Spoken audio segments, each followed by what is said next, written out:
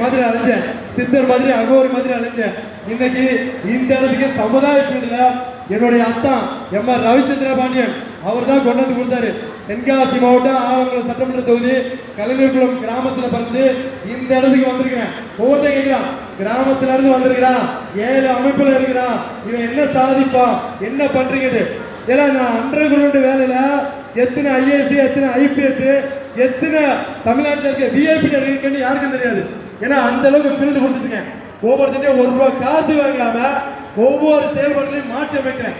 நீ தமிழ்நாடு இல்ல, இந்தியா பூரா போனா அந்த இடத்துலயும் இந்த கலனி வீரனுடைய செயல்பாடு அங்கேயும் இருக்கும். நான் ஒத்த ஆள் இல்ல, நீங்க எல்லாரும் சேர்ந்த மொத்த கூட்டத்திலேயே சொருபாதான் இருப்பேன்.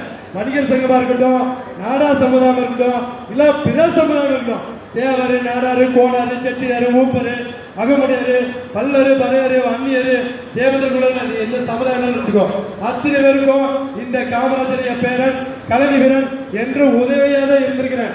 ஒரு சமுதாயத்தை கூட இதுவரை இழிவுபடுத்தல. ஏன்னா என்னுடைய வளர்ப்பு அப்படி, என்னுடைய சமுதாயம் அப்படி. பிற சமுதாயத்தை வாழ வைத்து வாழ்ந்த ஒரு சமுதாயம் என்றால் அது இந்த நாடார் சமுதாயம்.